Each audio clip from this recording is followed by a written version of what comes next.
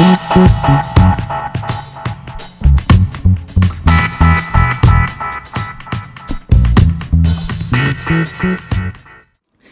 dan, kažite mi kako se zovete i par rečenica o sebi.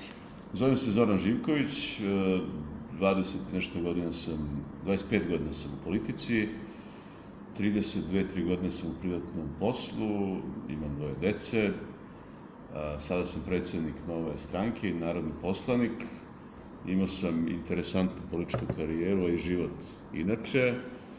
Moj najveći životni uspeh je što sam bio jedini zamenik predsednika kada je predsednik u jednoj drugoj stranci bio Zoran Đinđić. On je imao 2 puta zamenika na svoj predlog i ovaj puta sam to bio ja. Bio sam i premijer Srbije, i ministar unutrašnjih poslova, gradonačelnik Niša, poslanik u Saveznom i Republičkom parlamentu i sada sam 57-godišnjak koji nije zadovoljan kako stoje stvari u Srbiji, koji želi zajedno sa prijateljima iz nove stranke i sa ljudima iz drugih organizacija da najzad Srbiju dovedemo tamo gdje je mesto, a to je Evropa u 21. veku. Moje pitanje prvo je upravo bilo usmereno na vaš premijerski deo karijere, odnosno vi ste prvi preuzeli ulogu premijera nakon ubistva Zorana Đinđića 2003. godine. Koliko je teško bilo preuzeti tu ulogu?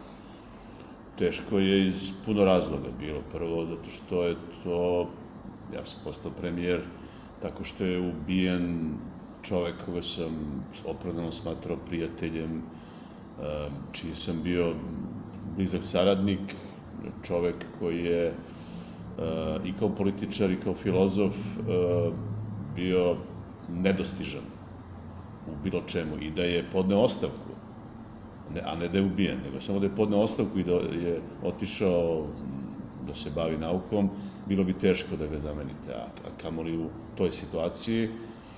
Dodatna okolnost je i ta da se svuda u svetu, pa i kod nas, ubistvo premijera, atentat na premijera smatra pokušajem državnog udara, tako da smo imali i tu situaciju. Vanredno stanje je bilo u državi. Nužno zavođenje vanrednog stanja, akcija širokih razmera u borbi protiv kriminala poznata kao Sablja. Tako da je bilo jako teško i nikad ne bi nikome poželao da na takav način postane premijer. To je bila moja obaveza prema pokojnom Zoranu, prema državi u kojoj živimo. Imao sam opet tu sreću da sam dugo radio sa njim, tako da nije bilo potrebe da ja razmišljam šta su ideje, šta stoji iza ove ili one odluke koje je doneta pre mesec, 2 dana ili 2 godine, jer praktično smo donosili zajedno odluke, jako dugo.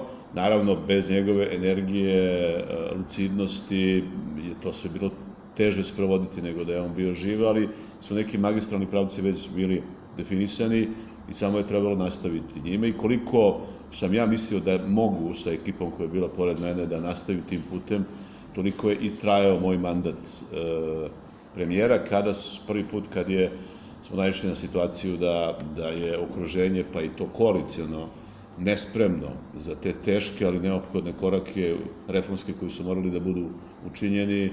Ja sam podneo ostavku i onda su raspisani izbori i nakon toga je Srbija upala u jedan, meni se čini, usporeniji put ka boljem normalnom životu, a mislim da je jako brzo taj usporeniji put postao u stvari put u suprotnom smeru. Jedni ste od prvih ljudi koji su zagovarali ujedinjenje opozicije i za predsjedničke izbore, ali i sada pred predstojeće beogradske izbore. Koga ste predlagali, mislim znamo, predlagali ste Sašu Jankovića tada kao kandidata. Da li danas stojite iza toga i kako danas razmišljate po pitanju Saše Jankovića? Prvo, 2 su pitanja. Sigurno je da predizborna koalicija je neophodna u ovakvom stanju u državi. Predizborne koalicije su retka pojava, ali i ovako loše stanje u jednoj državi kao što je danas stanje u Srbiji je takođe retka pojava, tako da je ta predizborna koalicija neophodna. Ona mora da bude logična, mora da bude sastavljena od stranaka koje su bliske, koje naravno nisu iste, da su iste bila bi jedna, ali bliske dovoljno ideološki, bliske po ciljevima koji su postavljeni, po standardima koje mi poštujemo, po rezonima koje imamo mi, ali pre svega naše biračko telo, da napravimo tu koaliciju. Ja mislim da je To sad alujete na beogradske. Kao što je bilo pred predsjedničke izbore, slična situacija i pred beogradske izbore koji su jako važni, a to je da se na iste liste nađu stranke koje imaju te bliske programe i bliske ciljeve. Ja mislim da je to praktično dve koalicijne liste, jedna koja će biti sastavljena od stranaka koje su proevropski iskreno orijentisane i prodemokratski, naravno, uz poštovanje svih procedura, i to je praktično, to su one političke stranke koje su podržale Sašu Jankovića u prethodnom predsjedničkom izbornom ciklusu i možda još neko pored nas.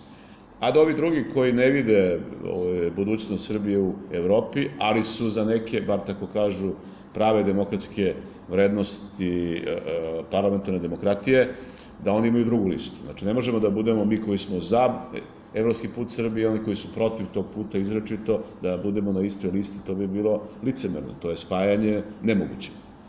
Ali, kao dve liste, svaka sa svojim opredeljenjem, siguran sam, i to pokazuju i istraživanja, da možemo da osvojimo u dve kolone više odborničkih mesta u Beogradu nego da smo na jednoj.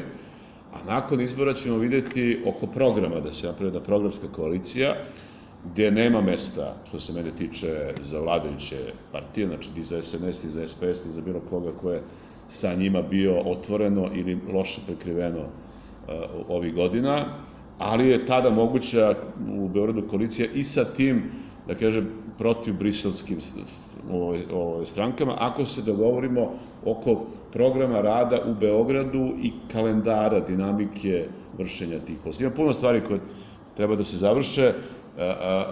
Ja mislim da političari ne smiju da se pomene sa tim da građani o nama misle da smo ili zli, ili kriminalci, ili nastrani na neki način. Ja mislim da je političar izraz koji treba se prevede kao najodgovorniji čovek u jednoj zajednici za harmonizaciju života u toj zajednici, i to je naš zanat, to je naš posao, to je naša filozofija ili nauka, pa nek neko izabere nešto od toga. Recimo, korupcija mora da bude sprečena jako brzo. Ja imam jedan predlog koji je sada sprovodiv. Možda pre 15 godina je bilo teže da se sprovede, ali tehnološki napredak je omogućio da to. Recimo da svakog dana na internetu, na sajtu Skupštine grada Beograda, a to važi i za vladu Srbije, i za opštine i gradove druge po Srbije, da se objavi izvod sa računa, bankovnog računa budžeta opštine, odnosno grada Beograda.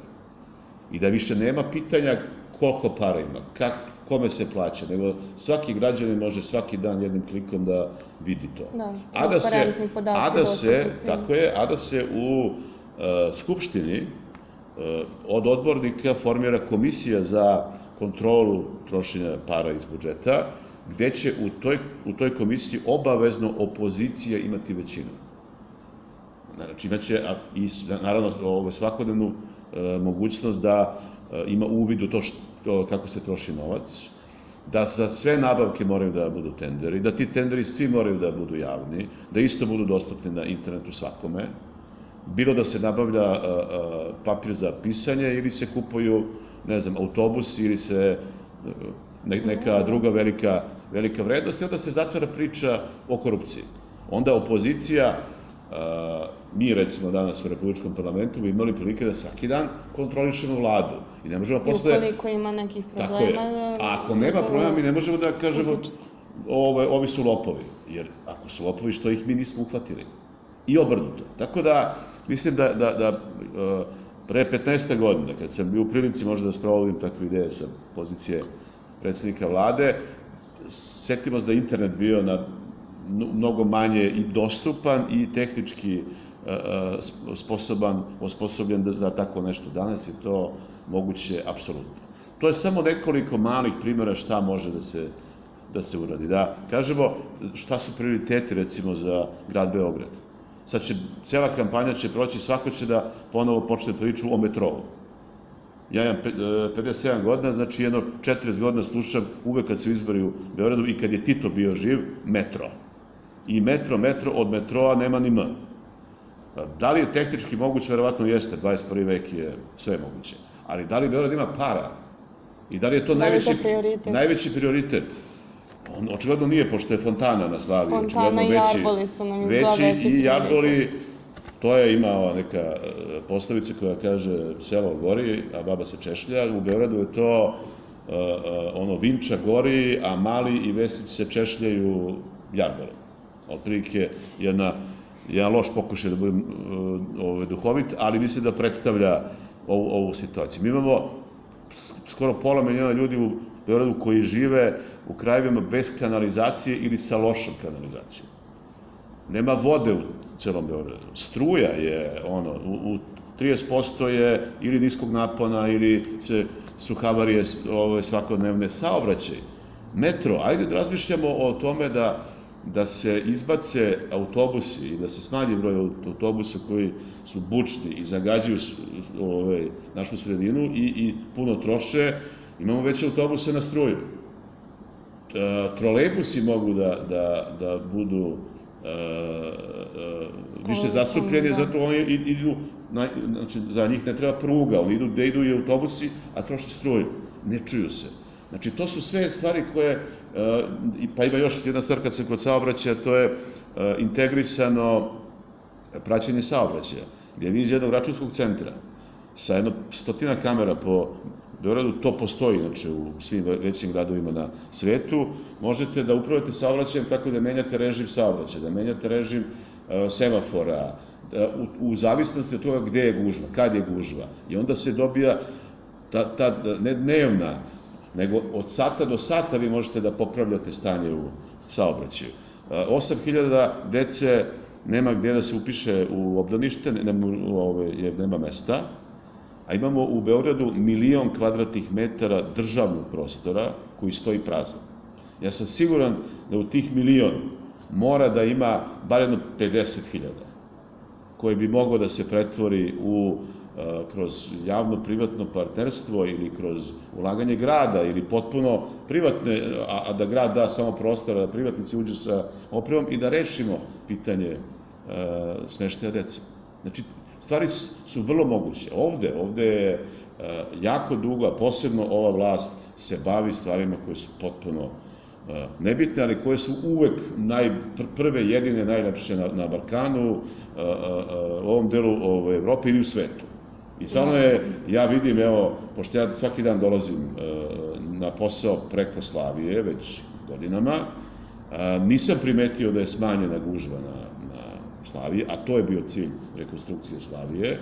Ne znam ko bira onu muziku, one iste pesme koje se sa loših zvučnika loše čuju. Ne znam koja je poenta u tome da ofarbate boju noći onim raznim svetlima. To ima smisla u Las Vegasu. Ali je Las Vegas grad permanentne zabave. Beograd nije grad permanentne zabave. Je jedan normalan evropski grad. Tako da, niti vidim hiljade turista koji su došli da vide tu fontanu, naprotiv, oni gledaju ono što jesu vrednosti Beograda, a to je Kalemegdan, to su muzeji koji ne rade, pa ih gledaju samo s polja i tako dalje, i tako dalje.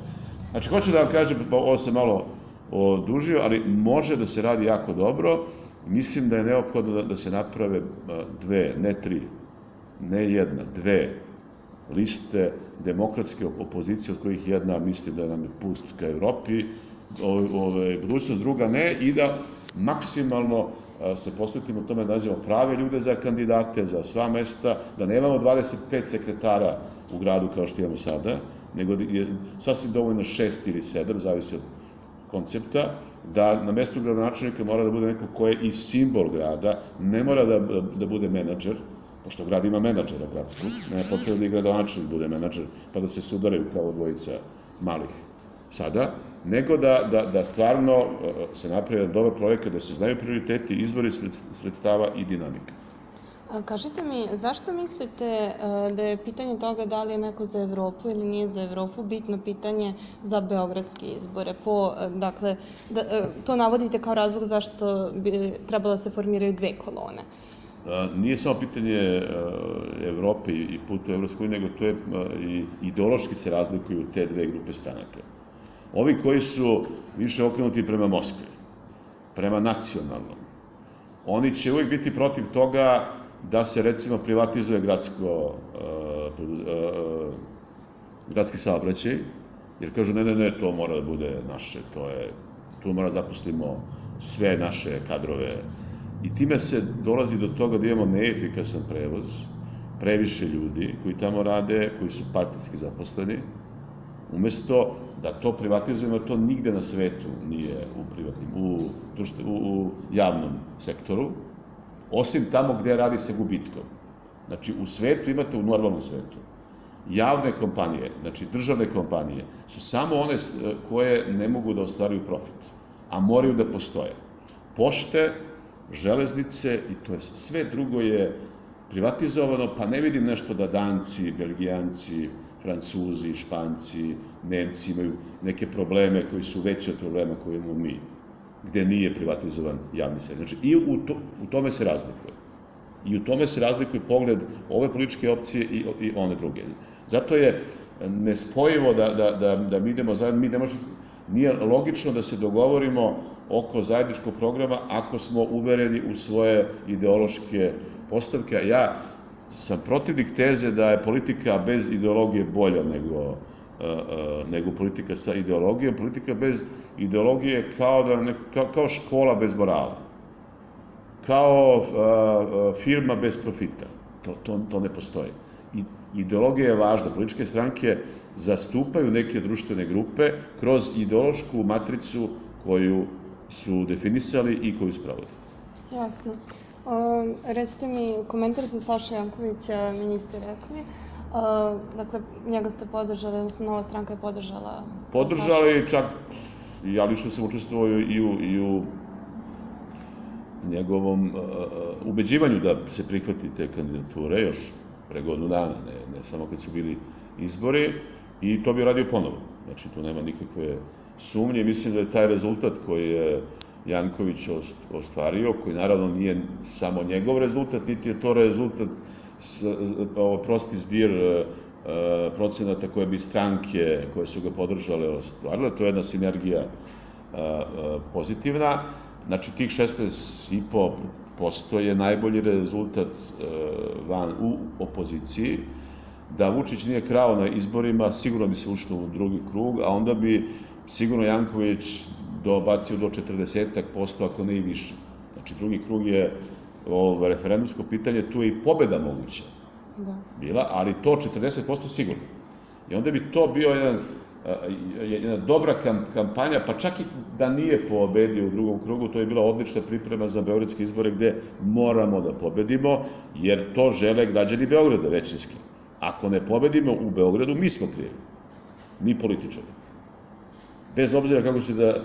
Mi moramo da stimulišemo građane da izađu na te izbore. Ja pozivam građane da se bave politikom, aktivno ili pasivno.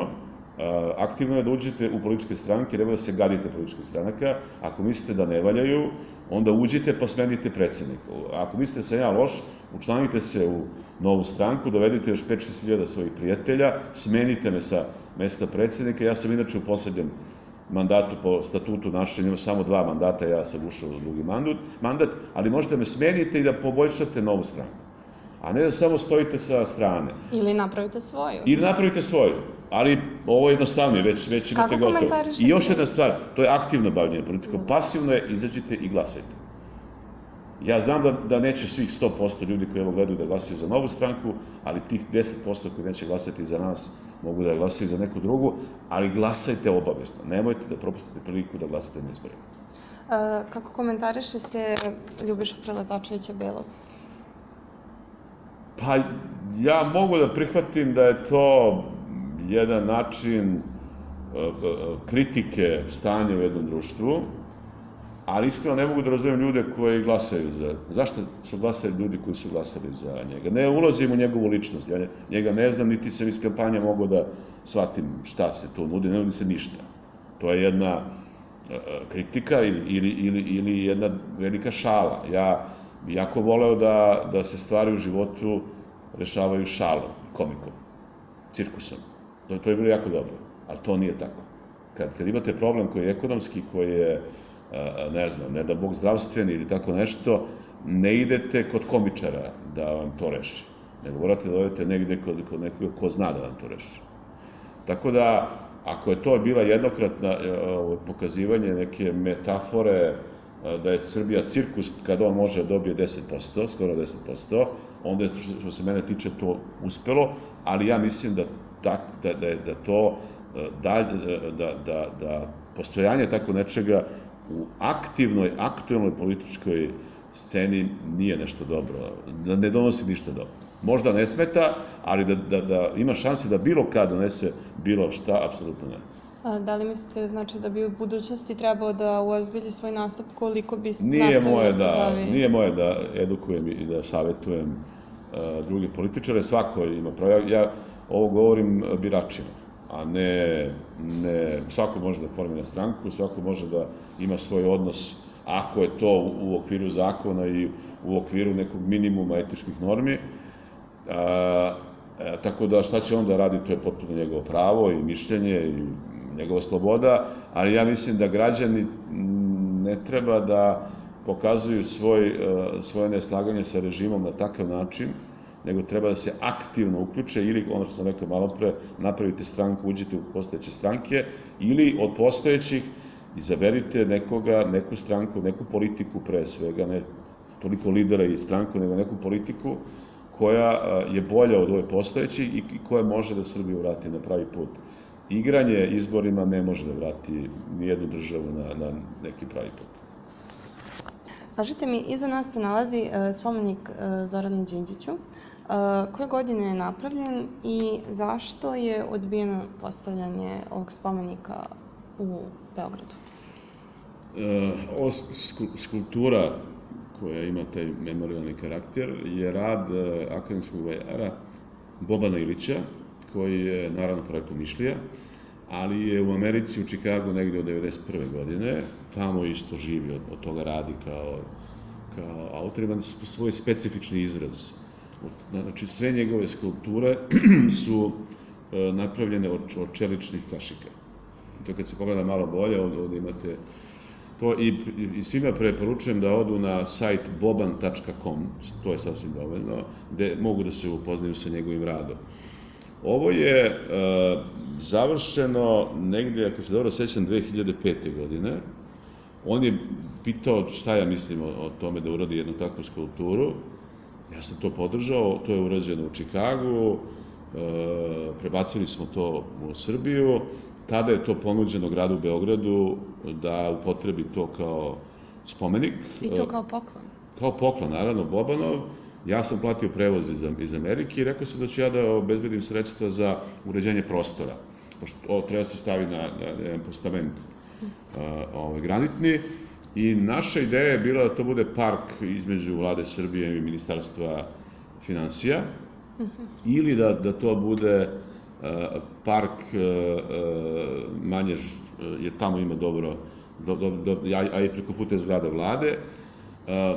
I tadašnji gradonačelnik i kasnije Đilas, koji je bio na tom mestu, rekli da je to okej. A onda je nekakva komisija na nivou grada procenila da to ne odgovara visokim estetskim standardima koje ta komisija poštuje i Boban je rekao, ok, neka stoji kod tebe, eto tu je u prostorijama Nove stranke. Ako neko misli da postoji neki bolji prostor gde bi to bilo adekvatan, mala zahvalnost, pokazivanje male zahvalnosti Zoranu za ono što je uradio i za Beograd i za Srbiju. Ja sam spreman i Boban da to ustupimo. Ja mislim da recimo na Beogradskom aerodromu ima par mesta gde bi moglo da bude u holu i tako, ali generalno za sada niko nije pokazao volju da se nađe bolje mesto, a to je jedan modern izraz, ovo je jedan Zoranov gest koji je uhvaćen jako dobro i to je netipična skulptura, ali i Zoran je bio netipičan i čovek i političar, pozitivno netipičan i mislim da ga je Boban uhvatio taj njegov karakter fenomenalno. I naravno da je lepo da stoji ovde, ali sigurno da postoje druga mesta gde bi veći broj Beograđana i gosti u Beogradu mogu da se upozna sa ovim umetničkim delom. Ja se potpunosti slažem sa vama, ja sam bila fascinirana kada sam videla ovo delo. Kako komentarišete to što danas pojedinci žele da mu se podigne spomenik? Pa, sigurno je da je trebalo ranije da se podigne spomenik i to je moja kritika onih koji su bili u Zoranovoj stranci, a nisu na vreme uradili neophodne stvari da on dobije spomenik u Beogradu. U Prokuplju je spomenik napravljen pre skoro 10 godina. Ako je moglo Prokuplje, Prokuplje je mesto Zoranov otac je poreklom iz jednog sela pored Prokuplja, ali ako je Prokuplje moglo da napravi adekvatan spomenik, Beograd je sigurno mogao da uradi puno toga. Bila je ideja da se napravi i galerija ovde u Staklencu na Trgu Republike i da se zove galerija dr. Zoran Đinđić, ni od toga nije bilo ništa. U onih prvih par meseci, znači godinu dana posle njegovog ubistva, ja sam bio u mogućnosti da utičem na to, ali nikad se to ne radi u prvih godinu dana. Znači uvek se... Tako da je to kritika njima. Ovi koji sada to rade, teško mi je to da kažem, ali duboko sumnjam u njihove dobre namere. Ja mislim da kao što Vučić voli da se hvali, da ima tu energiju, da on poštovao Đinđića, što je laž. On se hvalio i to ima puno njegovih svedoka. On je rekao da se napio 3 puta u životu od sreće, jedan je bio dan kad je ubijen Zoran Đinđić. I to može on sada da nađe stilistu da mu sređuje boje kravate i odela, može da nađe nekoga da ga uči retorici, ali ono što si nekad rekao je ono što i danas misliš. Prema tome, licemerno je da Vučić ili njegovi saradnici prave spomenik Zoranu Đinđiću, koji on zaslužuje, a to je posledica toga što ovi koji su imali i više prava, ali i više odgovornosti da taj spomenik bude ranije urađen, i evo tu je jedan. A da ne spominjemo, evo ga stoji. Jedan tu, isto imaju svoj deo krivice i to je jedna tužna priča o srpskom društvu, gde ljudi koji žele jedan modernizacija, veliki napredak, neretko, ne svi, ne uvek, ali neretko su bili demonizovani, pa i čak i kad su pokojni, i tada su se neki borili protiv njih, protiv pokojnika. To je stvarno loše. Ja se nadam da ćete vi, da će mlađi ljudi koji shvataju, evo i posle 15 godina skoro od njegovog ubistva, šta je on uradio za ovu državu, da će tim protokom vremena spoznaje o tome šta je značio Zoran Đinđić Srbiji. Ne mit o njemu, ne mitologizacija o njegova, nego upravo realna procena šta je on i koliko je bio koristan za ovu državu, ne samo za svoju porodicu i prijatelje, da će to da pobedi i da će Zoran imati, da će biti u dobrom sećanju i u dobrom delu istorije ovog naroda i ove države. Sada bih htjela da se osvrnem malo na proteste protiv diktature koji su se odigravali, pa čak se i dalje odigravaju pred Skupštinom od strane čuvara vatre. Da. Vi ste bili... Svirati 3 puta. Da, upravo to. Vi ste bili prvi i jedini koji su pozvali učesnike protesta da prisustvuju sednici Skupštine i bili ste rame uz rame sa demonstrantima na dan zakletve u prepodnevnim časovima, za razliku od ostalih opozicionih lidera. Eto, prvo te dve situacije, da mi prokomentarišete. Znači, političko delovanje u jednoj državi se sastoji na puno scena, na puno situacija. Jedno je to da pišete, da tweetujete, da pišete kolumne, da pišete blogove, da govorite u parlamentu, da osnivate političke stranke, da delujete kroz političku organizaciju, ali je i javno pokazivanje stava o nečemu deo politike, i to ne samo kod nas, svuda. I to je bilo i u antičkoj Grčkoj, a to je i dan danas prisutno svuda. Ja sam lično organizovao negde oko 350 protesta. Bio sam glavni organizator za 350 i učestvovao kao govornik ili gost, pa sigurno na 150. Znači, sigurno 500 protesta od tamo negde 94. godine do, evo, kao učesnik i na ovim posljednjim. imam iskustvo, razumem šta je to. I zato je važno da imate protest u pravom trenutku. To se zove taj momentum kad nešto treba se desiti. I nije isto kad imate polaganje zakletve čoveka za koga vi sumnjate opravdano da je pokrao izbore, onda u tom trenutku, kad se on zaklinje na Ustav, Evanđelje i ne znam šta je još stavio ispod, da u tom trenutku kažete u Vučiću, da dunete u pištaljku, bez naravno bilo kakve namere da izazovete haos, ne znam, sukobe. Evo, naš prijatelj je dunuo u pištaljku, pa je završio u urgentnom centru. A ne da posle podne pravite after party, lepo je šetati Beogradom, naravno, ali postoji neke drugi načini da šetate, a ne da šetate 8 sati nakon toga što je neko položio zakletvu. Kad je pravljeno kako bi to rekli, patarica se kaže u mom, to je ono kad se nešto loša repriza, kad se radi njegove inauguracije u Sivu, mi smo tada pozvali građane i kolege političara da izađu, nisu izašli ni tada, ali neće da im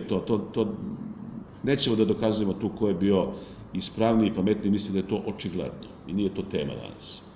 U svakom slučaju, bez obzira što je na ovom drugom skupu bilo nekoliko stotina ljudi samo, to je posljedica toga što su protesti inače malo preživjela forma, mnogo manje ljudi se odaziva protestima pre svega zato što drži to što držiš ti u ruci, pa tweetom ili nekim postom svojim misli da učestvuju na nečemu, daje svoj doprinos, što je delimično tačno, ali je direktan kontakt sa ljudima koji dele vaše mišljenje još nešto bolje. 300 ljudi, ovih 10 ljudi koji sebe zovu čuvarima vatre, ja poštujem ih svaki dan. Prođem tamo, 3 puta sviram, jer to je njihova šifra. Ako si protiv Vučića, svirni 3 puta. Mislim da treba nastaviti sa tim protestima i u meni i u Novoj stranci će ljudi koji se na pravi način zalažu da razotkriju problem na pravi način. Bilo da je to ovo što vi radite, bilo da su to ljudi koji su na ulici ponekad, bilo da se radi o kuriru sa naknadnom pameću, kuriru koji je pred par godina bio takav da su ozbiljni ljudi morali da ga pocepaju pred kamerama.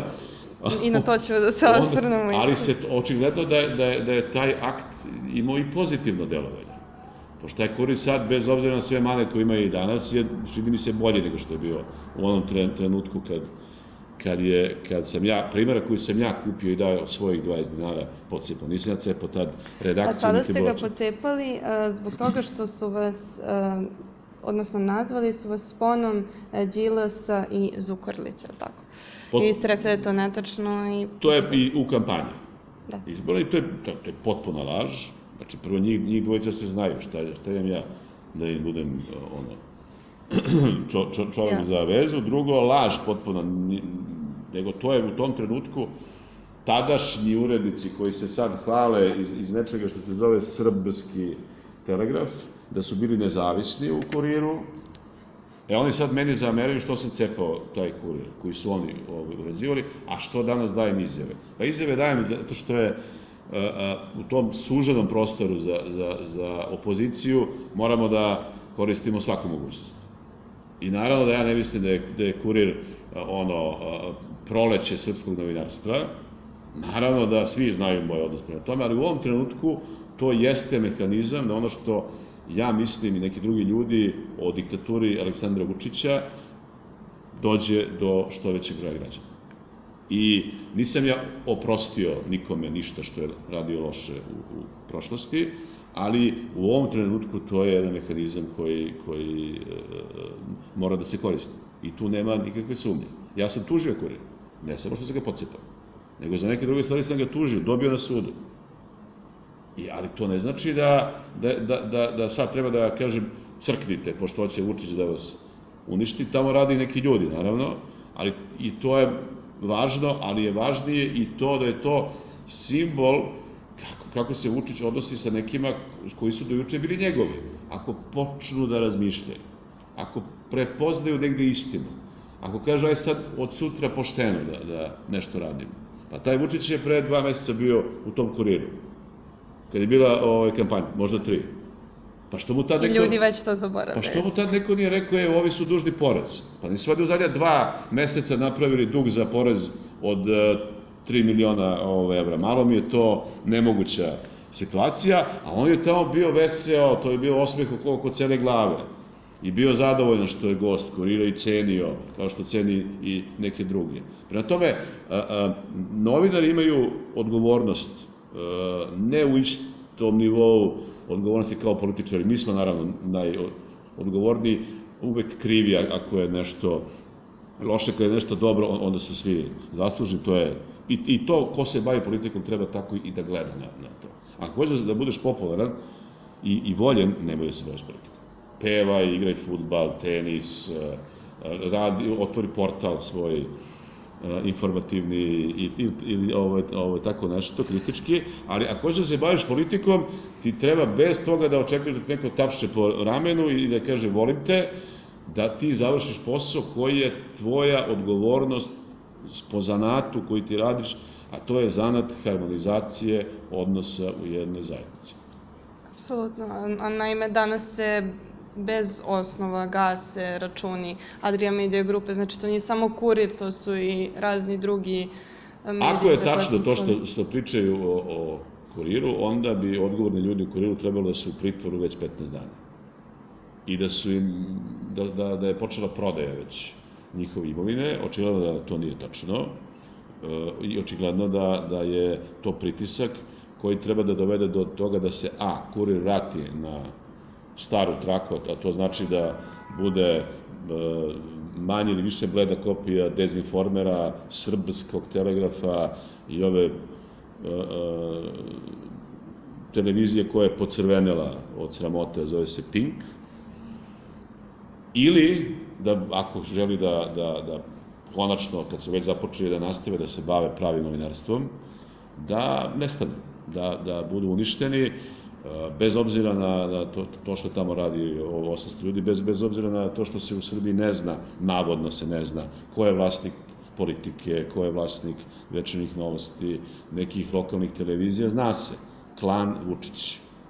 Klan Vučić je vlasnik svega toga, kao što su oni i suvlasnici Beograda na vodi, uspešno se kriju iza nekih Arapa koji su naši vekovni prijatelji, kao što znamo iz novije istorije, ali generalno to je sve klan Vučić, gde nije samo Vučić i familija Vučić, nego jedan širi krug sastavljen od različitih kategorija, od kojih bi najveći broj tih ljudi bi trebalo da završe u Padinskoj skeli. A u Padinskoj skeli imate 3 institucije. Imate PKB, to znači, to su oni eksperti Vučićevi koji bi u životu mogli realno samo da kopaju kukuruz i krompir u PKB-u. I tamo su još 2 institucije, jedna se zove specijalna psihijatrijska bolnica i druga se zove zatvor. Ja mislim da puno kandidata za jedno od te dve, ali to prepuštam pravosuđu i medicini. Poziv u Skupštinu, da se mi vratimo na to, poziv u Skupštinu demonstrantima. Šta smo mi tada mogli da postignemo da smo se odazvali na vaš poziv i da nas je gospođa Maja Gojković primila, odnosno odobrila da uđemo? Prvo, da uđete u parlament. Parlament je mesto gde predstavnici građana u vaše ime donose neke odluke. Potpuno prirodno da i građani budu prisutni ponekad. Da vide tu atmosferu. Koja je divna. Nije divna, ali ima masa stvari koje nisu divne, pa su deo života i nemate u nijednoj iole normalnoj državi. Vi nemate u parlamentu idilu. Idila je u jednopartijskim društvima, gde u Severnoj Koreji je fenomenalno u parlamentu. Znači, svi ćute, jedan priča, dižu i glasaju kraj. Svaki parlament na svetu je jedino mesto gde se pred očima javnosti susreću vlast i opozicija. Sednice vlade su dosadne, tu skoro svi misle skoro isto. Ali ovde imate sukob ideja, naravno i sukob ličnosti, naravno i ponekad sukob sujeta, naravno ponekad i sukob primitivizma i etike. Ali svaki parlament na svetu, skoro svaki je takav. Imate u britanskom parlamentu da se zviždi suprotnoj strani kad govori, imate to nisu dobri primjeri, recimo turski parlament, recimo japanski parlament, recimo neki parlamenti u Latinskoj Americi gde su tuče poslanika redovna pojava.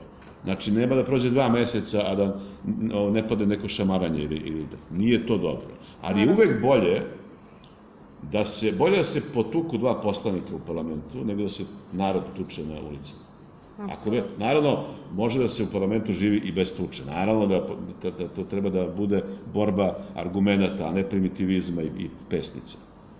Ali i to je deo života. Prisustvo građana bi, ja mislim, malo i uozbiljilo te primitivce koji su slučajno postali Vučićevi poslanici, jer nekad se u skupštinskom prenosu ne vidi sve.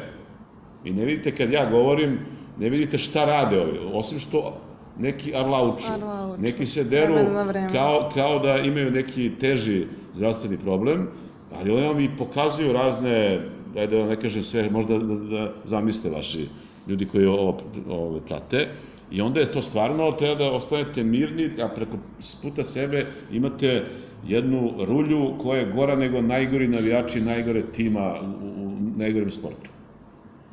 Pre tome, kad su građani tu dobre da vide to. Naravno da niste dobili dozvolu, jer se vlast Vučićeva, bez obzira na kom nivou, plaši građana. Plaši toga što biste vi videli. Plaši zaključka koji biste izneli sa tog zasedanja. Plaši se kontrole, plaši se bilo čega što je normalno. I zato niste dobili dozvolu. Da li je to bilo zakonski što nismo dobili dozvolu ili je bilo bez osnova? Pa, po poslovniku i pravilima koje su oni doneli, predsjednica Skupštine odlučuje o posetama. I ona može da proceni iz bezbednostnih razloga da vas dvoje i on je vaš kolega sa crvenom pištoljkom, što je jako opasna crvena pištoljka, to je ko atomska bomba skoro, a da ste vi možda mogli tamo da narušite nešto, da pokvarite svetlu budućnost, rast GDP-a, da stopirate prugu Beograd-Budimpešta koja samo što nije počela se gradi već 5 godina, da uništite onu fabriku čipova, a koja je stealth tehnologija, ova nevidljiva, ona postoji, ali samo je nevidljiva ili ne postoji, da ne pričamo o kanalu Dunav-Egej. Znači, ona je procenila da ste vi ološ jedan, opasan i da je bolje da vas drže napred. Vjerovatno bismo srušili parlament, baš smo onako... Da, možda bismo... Ne znam, stvarno. Kad smo kod tih dešavanja u Skupštini, gospodin, ajde moram tako da kažem, Martinović je pokazivao slike, odnosno fotografije učesnika protesta u Skupštini Republike Srbije. Između ostalog i fotografije vašeg sina. Kako komentarišete ovako jedan ogovan čin? Ne samo on, nego i ministar unutrašnjih poslova i potpredsjednik vlade i potpredsjednik vladajuće partije to pokazivao isto sliku mog sina i još ova bruka za profesiju ovih iz dezinformera i sličnih glasila i još je stari Aristotel dao jedan pravi izraz koji objašnjava tu kategoriju ljudi, a to se zove stoka jedna. I ja ću to da ponavljam uvek, jer ne znam ništa blaže da kažem odnosno na to ponašanje. Moja reakcija je bila, rekao sam, ok, drži sliku mog deteta, zato što šeta ulicom. Znači, to je malo prešlo politiku. I rekao sam, ako se mom detetu nešto desi, ili bilo kome od ove dece koje su dakle, nećete imati sa mnom samo politički problem. Imaćete problem roditelja. I to je ne pretnja, to je obećanje. Svakome ko pokuša ponovo da se igra sa tim. Apsolutno, Vučić sam priča o tome da je njegova porodica izložena represiji opozicije. To je tačno. On priča o svom bratu, on priča o svojoj deci. Ko priča o njima? A Somakum, kriminalna firma, to što se tamo vodi da je njegov brat bio osnivač toga, to nije priča o njegovom bratu, nego o kriminalu. A sad, da li je taj brat nešto tu pogrešio zakonski ili nije, neka to odluči neko ko ima licencu za to, institucije. Prema tome, To je jedan onako potpuni bezobraznik, to je jedno pokazivanje moći, to je ono, ide i po internetu to zašto je to urađeno, zato što smo u mogućnosti. To je jedan primitivizam koji je ušao u parlament na velika vrata, to vam je filozofija Pinka i Informera, to su kvaliteti Megatrenda i ovih drugih fakultetčića gde ove grobari sline i mali dobiju nekakve diplome i doktorate. I to je primitivizacija Srbije. To ne sme da se desi. Ovo je zemlja u kojoj je pisao neki Nušić, neki Domanović. Andrić je bio poslanik u toj skupštini. Ljuba Tadić, filozof, Ljuba Tadić, glumac. Plejada mladih naučnika, ali i istorijskih ličnosti. I jedan Pupin se bavio ovom državom. Ne možemo da dozvolimo i ne treba da dozvolimo da primitivci koji su umileli ispod kamena koji je podigao Vučić, izašli i došli u parlament, da pokvare to što je Srbija. Ja sam veliki Srbin. Ja se svuda predstavljam kao veliki Srbin. Veliko Srbin. To ne znači nacionalista. To znači patriota koji smatra da je Srbija posebno odgovorna država, pa i mi Srbi kao narod u našem regionu. Da mi stvarno treba budemo faktor stabilnosti, napretka. Zbog te istorije koju do pre 10-20 godina nemamo puno toga ružnog u svojoj istoriji, a da smo mi krivi za to ružno. I to, naravno da je budućnost važnije, da je zbog toga radimo svako svoj posao, ali ne smemo ni zbog neke svetle prošlosti da dozvolimo da Nikogovići, da prevaranti i falsifikatori preuzmu bilo koje važno mesto u ovom sistemu. Ali, nažalost, preuzeli su. Preuzeli su, to se dešava. Desilo se i Nemcima da izaberu Hitlera. Desilo se to i najboljima ponekad. Nama se to dešava u nekoliko navrata, tamo negde od 90. na ovamo, u višestranačju. Naravno, ni onaj komunistički period nije bio sjajan, ali je bio, teško mi je ovo da kažem i da priznam, ali u poređenju dva loša to je bilo manje loše. Manje zlo nego ovo zlo koje imamo od 90. u liku Miloševića, Šešelja i ovih njihovih klonova, Vučić, Dačić, Vulin i ostali likovi iz serije Ta divna stvorenja. Da. Gospodin Martinović je isto tako u istoj toj skupštini izneo poverljive podatke o vašem nesluženju vojnog roka. Vi ste rekli da ćete ga tužiti zbog toga? Ne, nisam rekao da ću tužiti njega, njemu treba doktor, a ne sud, ali ću tužiti odgovorna lica u Ministarstvu unutrašnjih poslova i Ministarstvu odbrane, zato što su protivno članu 146, ako se ne varam, stav 3 krivičnog zakonika i stava 17 zakona koji definiše poverljivost podataka o ličnosti, se ogrešili o to i prezentirali javnosti nešto što je nedopustivo. To može da, u te podatke mogu da imaju uvid ovlašćena lica, sudski organi, ako to bude potrebno, i ja, kao objekt koji se pominje u tome, kao neko u kome se piše. Ja sam tražio da mi ministar odbrane da deo svog dosijeja, mog dosijeja, gde se vidi koji su medicinski razlozi što ja nisam služio vojsku, i tamo mi je odgovoreno da to ne može da se da meni. Znači, to je to licemerje. Martinović je, poslanik je zaštićen svaki, pa i taj Martinović, imunitetom za bilo šta što kaže u parlamentu, i to je tako. Niti bi on shvatio da bude poslat na sud, rekao sam već šta njemu treba, ali odgovorno lice ova dva ministarstva će i zbog onoga što je gospodin Šabić i svoje nadležnosti preduzeo kao nadzor, ali i zbog toga što će ja u toku naredne nedelje da podnesem krivične prijave protiv njih, u izradi su. Znači, to je jedan kompleksan slučaj, tako da nema razloga da se radi na brzinu, neće da zastari skoro, tako da u vrlo kratkom roku će javnost biti obaveštena. Ne samo što je on izneo te poverljive podatke, nego su i ti podaci zloupotrebljeni i izvučeni iz konteksta zašto vi niste složili vojsku. On je originalne podatke, znači činjenice izvrnuo na pogrešnu stranu i to je jedan isto bezobrazluk, to je isto jedan primitivizam. Ja ne bih želeo nikome, pa ni Martinoviću, da iz bilo koje situacije životne izađe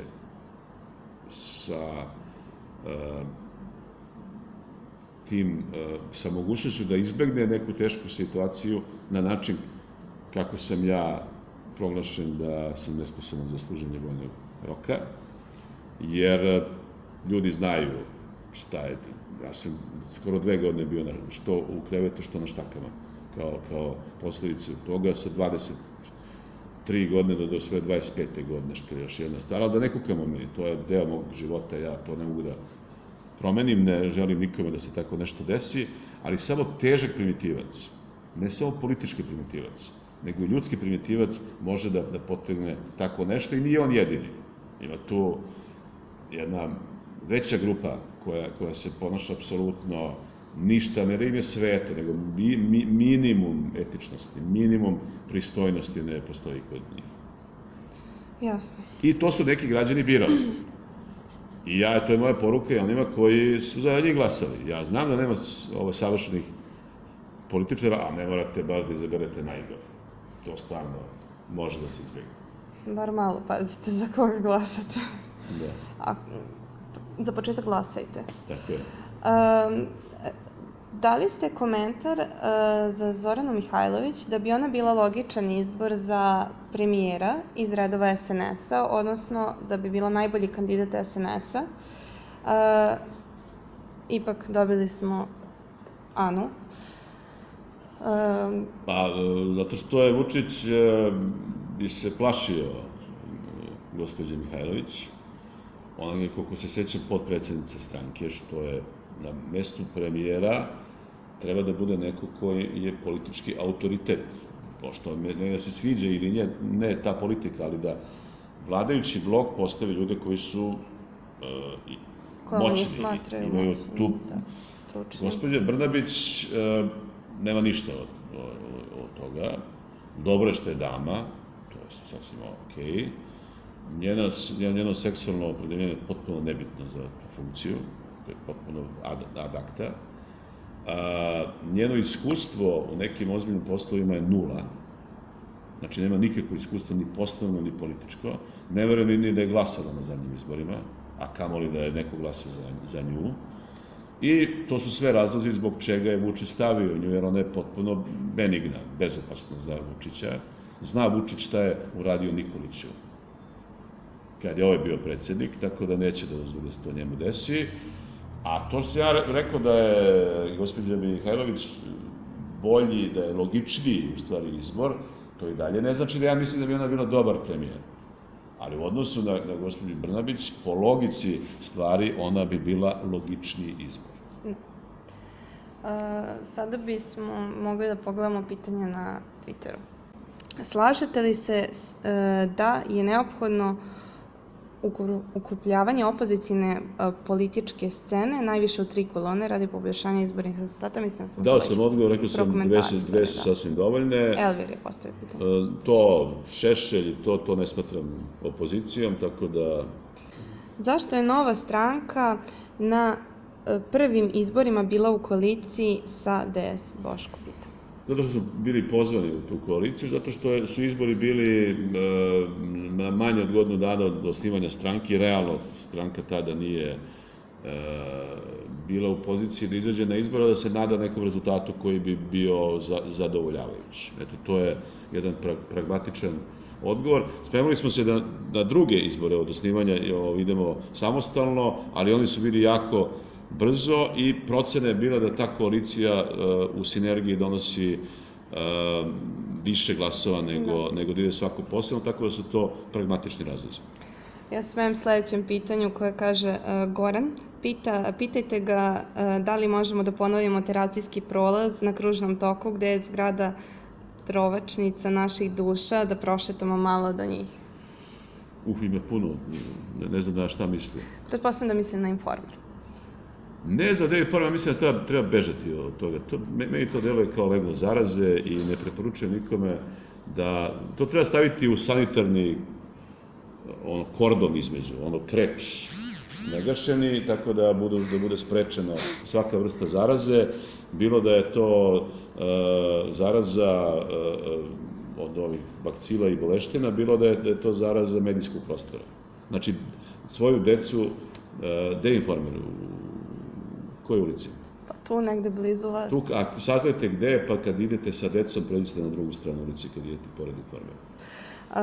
Kaže Saša Sebola, tu ste dali odgovor. Burek sa sirom ili jogurtom, kažete s mesom i spanaćem. Znači, ajde sad da se malo šalimo, Nišliju pitati za hranu je stvarno... Kod Nišlija je potpuno prirodno da je povišen holesterol. Nama kad bude normalan holesterol, mi to smatramo manom. Pa onda mora pojedemo nešto masno, tako da to je šala od Nišlija kaže. Pita Stefan, za početak koji vid saradnje Aleksandar Vučić nudio kancelariji tužioca za ratne zločine u slučaju Mladić, red je da se zna karakter vrhovnog komandanta?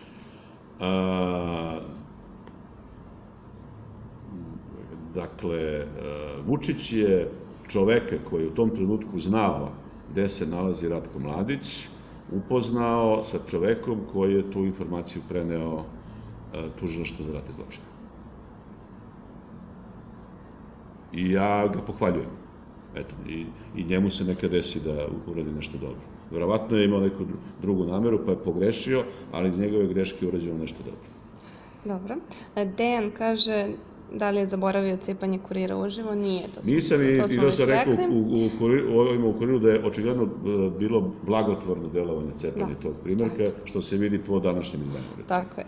Aleksandar, dobar dan. Postoji li mogućnost da se beogradski izbori pokriju na svim izbornim mestima i spreče manipulacije, ma koliko kolona bilo? Hvala. Moraju da se pokriju sva biračka mesta specijalnim jedinicama kontrolora demokratske opozicije. I ja sam rekao kolegama iz opozicije da predlažem sebe da se ja bavim time. Ja neću biti ni kandidat na tim izborima, niti na listi, niti bilo šta, ali moje dvomilenijumsko iskustvo, pošto sam počeo u prošlom milenijumu da kontrolišem izbore, i hvatao lopove i 96. i 2000. da imam dovoljno iskustva i da hoću ja da organizujem kontrolore, da imaju adekvatnu edukaciju i da ja budem tog dana. Ne da sedim ovdje i da čekam da dajem neke izjave koje niko neće da objavi do 8 naveče jer ne mogu da se objavljuju, nego da ja budem na biračkom mestu tamo gde neko proceni da je najteže. Da li je to Pinosava, da li je to Surčin, da li je to Ovča Borča, ali da ja sedim kao kontrolor te koalicije, tamo gde ovi primitivci misle da mogu da uplaše nekoga, da mogu da mu zaprete, neka dođu da prete meni i to predlažem svim kolegama koji su predsednici stranaka da tog dana sedimo na izbornim mestima. Jedi Knight pita kako ćete opoziciji i vi da rešite svoj problem sujete kako da opozicija dobije glasove, a da se ne oslobodi svih repova prošlosti? Pa nikako, ako to genije koji nije smeo da kaže svoje ime, niti da stavi svoju sliku, koji verovatno apsolutno nema nikakav rep, niti ima bilo kakvu sujetu, on je verovatno neki anđeo koga je poslao Gospod Bog da pomogne. Znači, naravno da smo svi pravili greške. Imam i ja sam kriv zbog toga što smo zajedno sa nesretnim Zoranom, što smo popustili posle 5. oktobra da ne sprovedemo lustraciju po kratkom postupku. Ne da bilo koga hapsimo, vešamo, streljamo, nego da se napravi diskontinuitet da oni koji su zagadili Srbiju u 90-ima ne mogu ni da glasaju danas, a kamoli da budu birani na neke funkcije. To je moja krivica. Ja to priznajem. Ali, osim toga, ponosan na sve što sam uradio u politici i ne prihvatam tu priču. Ta priča o tome da sam ja kao političar po definiciji odmah pokvaren, korumpiran, to nije tačno. Svako ko mi kaže bilo šta za cent jedan, za paru jednu, da sam na bilo koji način bilo gde zaradio, a kamoli ukrao, ja bih volao da, evo, može da postavi pitanje ili da dođe sa 5 kamera pa da pričamo o bilo čemu. Sujeta postoji, ali naravno da politički lideri ne smiju da tu sujetu pokazuju kad su javni interesi u pitanju i to smo pokazali ja sigurno bar 5-6 puta u svojoj političkoj karijeri, tako da sam uvijek spreman da to radim ponovo, a to pozicija kibicera koji se krije iza svog nika i deli pamet, a otko znam da to nije neki bot, otko znam da to nije ono levo što sedi od Martinovića u Skupštini. Znači, ljudi, ajde, nemoj se stidite, ako ste pametni, ako ste pošteni, hrabri i časni, nemoj da se krijete iza nadimaka i avatara tuđih, nego kažete ja sam taj i taj, ja mislim da mogu to i to, i ja sam spreman da dam podršku svakome ko tako nešto uradi. Evo mi došli, pitali čoveka. Čovek odgovara na pitanje. Neki smart nešto pita, zašto pare koje je dobio od države da podigne vinograd nije vratio državi kada je prodao vinograd? To je subvencija koju daje država za razvoj, pre svega u poljoprivredi, onih poljoprivrednih proizvoda i prehrambenih proizvoda koji nedostaju na domaćem tržištu, i to je pokušaj da se supstituiše uvoz. Subvencije se ne vraćaju. Znači, tako piše u odluci o subvencije. Taj vinograd je zasađen, taj vinograd je počeo da rađa 2009. godine, sad smo 17. Znači, to je negde 8 godina. Prosečna količina vina koja se proizvede je negde oko 150.000 boca, minimalno. Za svaku bocu je plaćen PDV u iznosu od 1 evra minimalno. To znači 7 puta 150, to je blizu 1.000.000 evra je država dobila kroz PDV od tog vinograda, koji inače ne bi mogao da proizvodi vino, pa samim tim ni PDV da nije zasađen. Hoću da kažem da je već 2 puta otplaćena ta subvencija, u isti budžet je ušao taj novac, i tako se radi svuda. To nije nikakva, niti sam ja to dobio u vreme kad sam ja bio premijer. Ja sam dobio to u vreme kad je premijer bio Vojislav Koštunica, predsjednik države Boris Tadić. Pa bilo ko malo zna o srpskoj politici i onoj pitanju sujete, zna da je teško da sam ja mogao da budem povlašćen u to vreme ili bilo koje drugo vreme. Pre tome ponosan sam i na taj vinograd, on je jedan od 5 najboljih po oceni kolega, i žao mi je što sam ja van tog posla, ali to je isto jedna druga tema. Pankres kaže kakva je razlika između Kurira i Informera. Pa ogromna, i o tome smo pričali. Informer još nisam cepao, ali nadam se da neće biti potrebe, da će on nestati. Ja bih to navela kao grešku u vašoj karijeri. Zašto niste cepali Informera? Postoje neke drugi metodi edukacije. Ali sam dobio njihovog urednika na sudu jednom, isto kao i Kurir. To je nešto. Rade pitajte ga zašto bi neko glasao za njega kad je on svoje već pokazao, a njegova DS bila mentor SNS u slobodi medija, partijskom zapošljavanju. Dok sam ja bio u Demokratskoj stranci, Demokratska stranka nije imala nikakve odnose sa bilo čim što bi ličilo na naprednjake, radikale i socijaliste, i da ne govorimo o julovcima. To je neko drugo vreme kad sam ja bio potpuno pasivni član Demokratske stranke bez uticaja na politiku, a zbog toga sam se i pasivizirao. Ide jedna priča o etici odgovornosti. I to je neophodno u svakom poslu, pa i u ovoj politici. Ja sam bio posle izbora 2003. godine drugi na listi. Naravno, prošao u parlament, izabran u parlament, a sam podneo ostavku, a nisam morao, nije mogao niko da me smeni. A sam podneo ostavku zato što nisam bio spreman da sedim u politici kao poslanik i da branim politiku u parlamentu kao poslanik i da branim politiku sa kojom se ne slažem. A to je bila ta politika pomirenja, svi smo isti, svako imao svoju žrtvu, ne mogu da poredim žrtvu ovog čoveka sa bilo kim drugim. Tako da, sa te strane, ja sam ponosan na to što sam pokazao. Da li ja mislim da ja treba da budem omiljeni lik? Ne, naravno. Moj posao nije da se kroz politiku borim da me ljudi vole, meni je dovoljno da me vole i moja porodica 10, 15, 100 prijatelja koji imam okolo, to je za ljubav, je za tu priču, a za posao. Posao političara je da ljudima kaže istinu, makar ona bila i surova, ja sam to uvek radio i nastavit ću dok imam prilike da to radim. I mislim da je to dobro. Ja pitanja ovde više ne vidim, znači kad vas pitamo za pitanja, onda ih pišite na taj tweet. Hvala vam na ovim odgovorima, da li vas nešto nisam pitala da biste vi želeli da kažete? Ovo je puno pitanja, imam jako interesantno to šta se sve izmišljao meni. Pa recimo, ajde to, možda neko teo da postavi to pitanje. Mene ti primitivci neki parlamentu zovu Zoki Bunda. Retko kome je zvao Zoki, inače, ja ne volim te diminutive i verovatno da ne delujem kao neko kome treba se tepa. A Bunda je, verovatno oni misle da je to nešto što je jako interesantno. Bundu u životu, ja sam privatnik od 1986. godine. Prvi posao koji sam radio je bila prodaja računara, a posle toga radio, i to se zna, to je firma koja je postojala 10 godina, dok nisam potpuno ušao u politiku sa svojom istorijom i u prirodnom smislu, i u poreskom smislu, i na svaki drugi način. Onda ide još neka glupa priča da sam, zadnje što sam čuo je da sam suvlasnik Niškog aerodroma. To bi volao. To ako neko ima da mi da dokaz, ja sam spreman da platim porez. Da suvlasnik, to je bilo jako, bio bi zadovoljan, ali to nije tačno.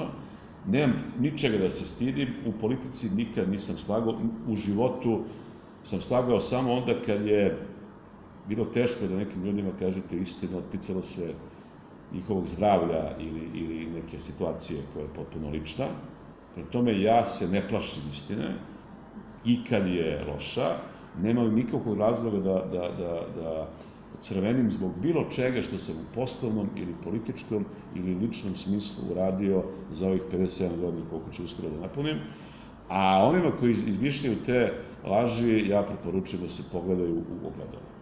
Pa ako mogu da izdrže svoj pogled u ogledalu duže od 1 minut, onda je svaka čast. Novinar Tomislav Lovreković je dao komentar za vas da pričate isto zadnjih nekoliko desetina godina u politici i da ne može lako za vas da se pronađe nešto ste rekli pa porekli, ne znam da li ste videli taj intervju. Ja sam, ta definicija ispada se jedan dosadan čovjek koji je stalno pričao isto stara, naravno to u politici mora, postulati su uvek isti, aksiomi su uvek isti. I kad živite po nekim utemeljenim postulatima i po nekim vrednostima koje ne menjate ne zato što ste staroverni, nego zato što se naprosto to ne menja, onda morate da budete takav, ali to je dobro. I svi mi koji smo u javnom životu Srbije ćemo biti deo istorije Srbije. Meni je smešno kad gledam ljude koji se bore na svaki način da uđe u istoriju. Ma ući ćeš u istoriju. Samo je pitanje na koju stranu ćeš biti, na kojoj strani ćeš biti. Na pozitivnoj ili na negativnoj. Pitanje je šta će moj unuk ili pravnuk da misli o svom pradedi. Ne šta će okruženje da misli. Drugo, ima još jedno, to važi za sve, pa neka kao mala narodna mudrost. Do 50. godine intenzivno razmišljate šta drugi misle o vama. I to je potpuno okej. Posle 50. godine vam je važnije šta mislite vi o sebi. Kad pogledate iza sebe, ja sam 7 godina već u ovom drugom periodu. Hvala vam puno. Hvala tebi. To je sve što sam imala da pitam. Jak stil, to je prava odgovorna devojka koja i svojim stiskom pokazuje odlučnost. Hvala vam na tome.